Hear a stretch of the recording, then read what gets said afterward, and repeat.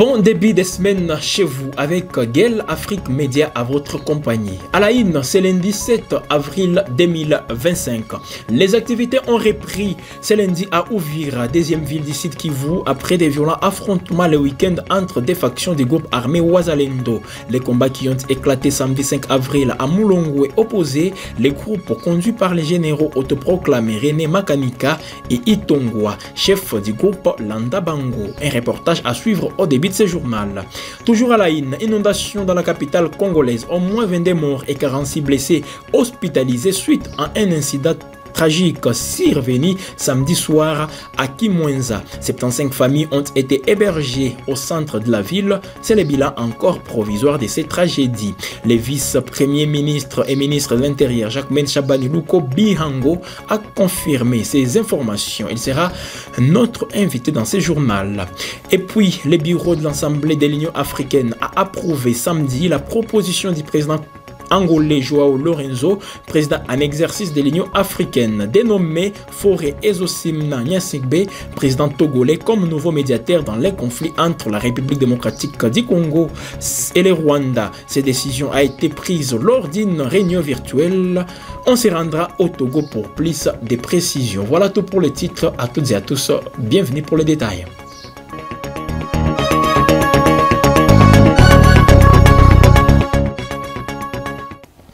Les activités ont repris ce lundi matin à Uvira, deuxième ville de la province du Sud Kivu, après des violents affrontements le week-end dernier entre des factions du groupe armé Wazalendo. Les combats qui ont éclaté samedi 5 avril à Mulongwe opposaient les groupes conduits par les généraux autoproclamés René Makanika et Itongwa, chef du groupe Landa Bango. Reportage.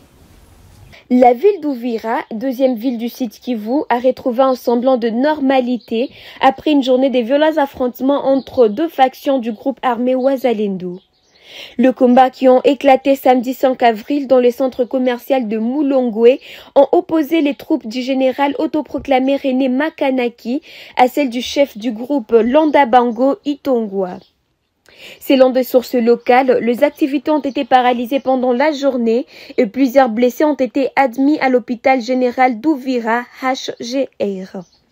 Des sources concordantes évoquent des divergences sur le contrôle des dédouanements et la question du leadership comme motif de ces affrontements.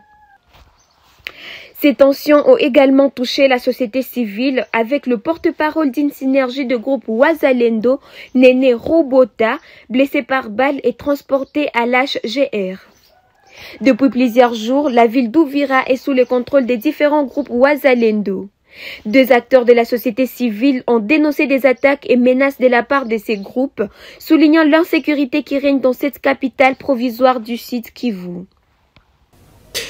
La ministre des Affaires étrangères de la République démocratique du Congo, Thérèse Kaikwamba Wagner, a annoncé ce week-end l'exemption des visas pour les ressortissants de la République unie de la Tanzanie. Cette mesure prise dans le cadre de la SADC, la communauté de développement de l'Afrique australe, est réciproque et vise à faciliter les échanges entre les deux pays.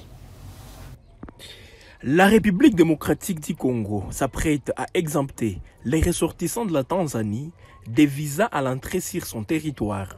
Cette décision fait suite à une modification de la législation tanzanienne en septembre 2023 qui a inclus la RDC dans la liste des pays bénéficiant d'une exemption des visas. La ministre des Affaires étrangères, Thérèse Kaikwamba Wagner, a présenté cette mesure au Conseil, soulignant les principes des réciprocités et de la volonté de renforcer les liens de coopération entre les deux pays. L'exemption des visas permettra de consolider la libre circulation des personnes et de favoriser les échanges commerciaux entre nos deux peuples, a-t-elle déclaré. Cette décision s'inscrit dans la volonté de la République démocratique du Congo de faciliter les déplacements et les commerces avec ses partenaires régionaux. Le pays est membre de plusieurs organisations régionales, notamment la SADC, la CEAC et l'EAC, et s'engage à mettre en œuvre les textes sur la libre circulation des biens et des personnes.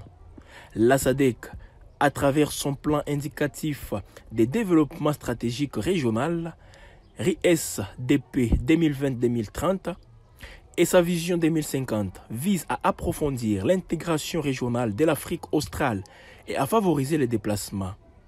Ces plans reposent sur 3 piliers: le développement industriel et l'intégration des marchés, le développement des infrastructures et le développement du capital social et humain. L'exemption des visas entre la RDC et la Tanzanie est une avancée importante pour la coopération régionale et la promotion de la libre circulation des personnes en Afrique.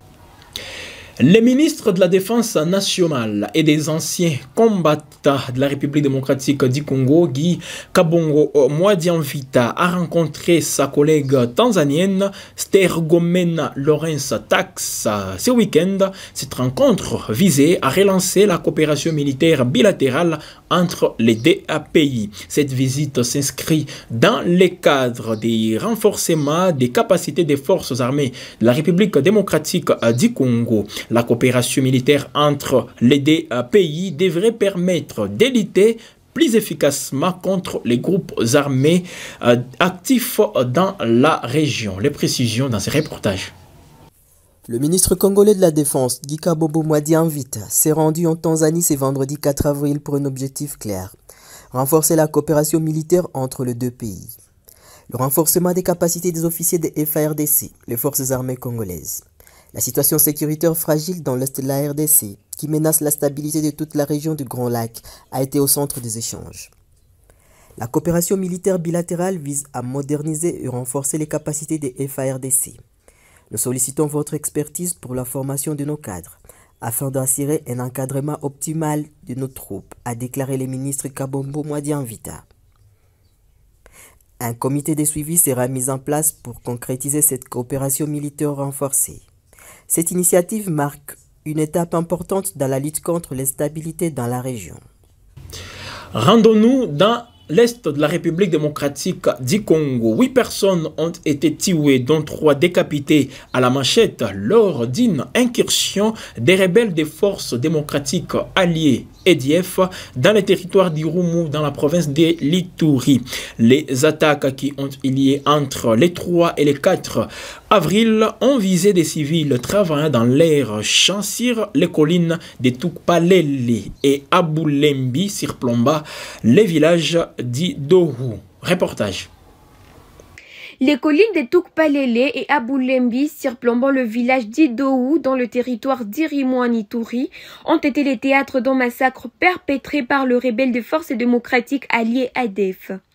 8 civils, dont 3 femmes décapitées à la machette, ont perdu la vie lors de ces attaques brutales. Les attaques qui se sont produites entre le 3 et le 4 avril ont visé des civils travaillant paisiblement dans leurs champs. Selon des sources militaires et locales, le rebelle ont surpris les agriculteurs dans une zone agricole fréquentée située près de la rivière Ituri, leur lieu de repli.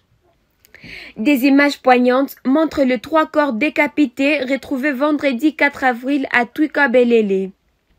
5 autres corps restent introuvables à Abulembi, tandis que les familles désespérées recherchent activement le disparu.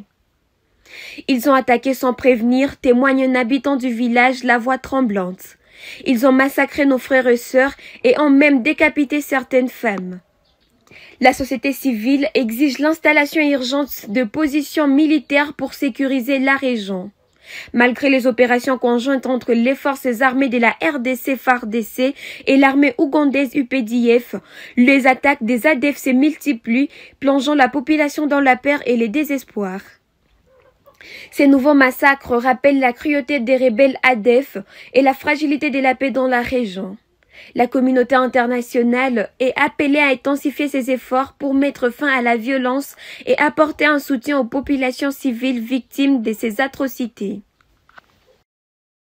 À Kinshasa, le gouvernement de la République démocratique du Congo va installer temporairement les victimes des récentes inondations dans la capitale, dans les anciens sites de la francophonie situés dans l'enceinte du stade des Martyrs. Cette décision a été annoncée par le ministre de l'Intérieur, Jacquemaine Chabani. Les sites de la francophonie utilisés lors du sommet de 2012 offriront un abri temporaire aux sinistrés jusqu'à ce que les solutions plus pérennes soient trouvées. Le ministre Chabani est dans cet extrait choisi pour vous. Depuis cet après-midi, nous sommes en train d'aménager au niveau du stade du 20 mai, là où le gouvernement avait eu à aménager certains équipements pour la francophonie. C'est là où nous allons localiser un bon nombre de familles en attendant de pouvoir les relocaliser définitivement. Dans le même registre, un bilan provisoire fait état de 22 morts et 46 blessés hospitalisés suite à un incident tragique survenu samedi soir à Kimwenza. 75 familles ont été hébergées au centre de la ville. Le vice-premier ministre et ministre de l'Intérieur, Jacquemaine Chabani Louko, a confirmé ces informations. Il est dans ses propos recueillis pour vous. Oui, je vous ai déjà signalé pour la journée d'hier le site de Kimwenza. Aujourd'hui, avec les difficultés que nous avons connues au niveau de la partie est de la ville, nous avons déjà identifié 2 sites au niveau de l'Institut Lumumba et à Njili à Kitokimosa, où nous sommes en train d'accueillir les familles sinistrées. Au niveau de l'Institut Lumumba, nous avons déjà identifié 117 familles. Et à Njili, nous avons déjà, ça c'est les chiffres que je vous donne qui ont été actualisés il y a 1 heure. À Njili, nous avons déjà pris en charge 100 familles. Mais les services de sauvetage continuaient à travailler, à recueillir les familles. Il y a malheureusement, bon, ça s'explique d'une certaine façon, il y a malheureusement certaines familles qui ne veulent pas quitter leur lieu d'habitation. Donc nous sommes aussi en train de mettre en place un système de pouvoir les approvisionner dans leur domicile. Mais il faut dire que certains quartiers restent encore fortement inondés. Et la journée d'aujourd'hui, il y a certains quartiers que nous n'avons pas réussi à atteindre. Nous continuons à mener des efforts pour pouvoir parvenir dans toutes les habitations où se trouvent les citoyens congolais. À Ituri, après l'asphaltage de plusieurs artères, la ville de Bunia se dote d'un éclairage public dans plusieurs quartiers. Ce projet financé par le gouvernement congolais et supervisé par le lieutenant général Luboya Kachama Johnny, gouverneur militaire de la province, vise à lutter contre le banditisme urbain. Reportage. Toutes les artères principales de la ville de Bunia seront asphaltées et éclairées. C'est le défi que s'est fixé l'administration militaire de l'Ituri avec à sa tête le lieutenant général Luboya Kachama Johnny. Dorénavant, le boulevard Horo, Lengabo, route Sayo, ISP Bunia, Kanyasi, Bandai, avenue de l'école viennent d'être illuminés de bout en bout. Une énième action de développement qui enjolive la ville et contribue efficacement à sa sécurité. Des conducteurs de engins roulants s'en réjouissent. Nous avons quitté de l'obscurité à la lumière. Voilà les traces de chefs de l'État visibles dans tout l'Ituri. Par ailleurs, les femmes qui exercent le petit commerce savourent jusqu'à tard le bonheur d'écouler leurs marchandises en toute sécurité. Nous disons merci aux autorités pour l'éclairage public. Je n'ai pas d'heure fixe où je finis. Parfois c'est 1 heure, voire 2 heures. Tout ça, c'est grâce à l'éclairage public. Émerveillé par cet éclat de beauté qui reflète Bunia, le dignitaire d'État, Lokuni Nembe Thierry de l'ISP Bunia, pense que la population est dans un impératif d'accompagner ces initiatives afin de pérenniser ces acquis de l'état de siège. En Ituri, les panneaux, ça doit être protégé. Parce que nous avons ces panneaux solaires qui sont mis sur des mâts métalliques. On doit les protéger pour que ça ne soit pas détruit. Parce que si on ne les détruit pas, cela montre que la population a un niveau d'éducation, cela montre qu'on est responsable, cela montre qu'on est des bons citoyens. Et c'est ça ce qu'on doit témoigner.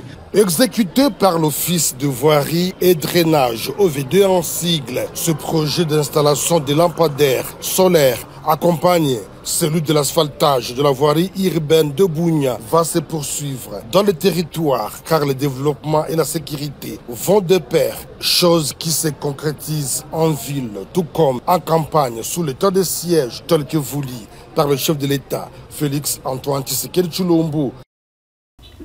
Vous suivez le journal de Gueule Afrique Média. Merci pour votre fidélité. Je l'ai annoncé dans les sommaires. Le bureau de l'Assemblée de l'Union africaine a approuvé samedi la proposition du président angolais Joao Lorenzo, également président en exercice de l'Union africaine, dénommé Faure Essozimna Gnassingbé, président togolais, comme nouveau médiateur dans les conflits entre la République démocratique du Congo et le Rwanda. Cette décision a été prise lors d'une réunion virtuelle. Reportage. Le bureau de l'Assemblée de l'Union africaine a donné son feu vert samedi 5 avril à la proposition de nomination du président togolais Faure Essozimna Gnassingbé comme nouveau médiateur dans les conflits entre la République démocratique du Congo RDC et le Rwanda. Cette proposition émane du président angolais Joao Lorenzo, actuel président en exercice de l'Union africaine, et a été formulée lors d'une réunion virtuelle. Le choix de Faure Gnassingbé, selon un communiqué officiel, a fait l'objet de consultations préalables avec le chef de l'État togolais, qui a donné son accord sous réserve de l'approbation formelle par l'ensemble des chefs d'État et de gouvernement de l'Union africaine. Le bureau a approuvé cette proposition. La validation officielle se fera par la procédure de silence, comme le prévoit le règlement intérieur de l'organisation. La réunion a rassemblé plusieurs dirigeants africains, parmi lesquels le président Mohamed Ould Ghazouani, John Dramani Mahama, Prosper Bazobanza, vice-président du Burundi, ainsi que des représentants de la Tanzanie et de la Commission de l'Union africaine. Le président Lorenzo a rappelé la gravité de la situation humanitaire dans l'Est de la RDC et l'impact régional du conflit. Il a salué les avancées récentes, notamment la convergence des processus de paix de Nairobi et de Luanda, désormais confiés à des facilitateurs africains mandatés par la SADC et l'EAC. Le président de la Commission de l'Union africaine, Mahamdi Ali Youssouf, a salué l'engagement de Joao Lorenzo et indique que la Commission assurera le suivi administratif et technique pour finaliser la nomination en lien avec la future feuille de route de la médiation. L'Union africaine a réaffirmé son engagement à œuvrer pour une résolution durable du conflit en République démocratique du Congo, appelant toutes les parties à s'engager de manière constructive dans l'esprit de solidarité africaine. Et c'est tout pour cette édition du journal. Mesdames et messieurs, merci à vous de l'avoir suivi. Vous pouvez les retrouver sur notre chaîne YouTube Gueule Afrique Télévision. Abonnez-vous massivement pour ne rien rater.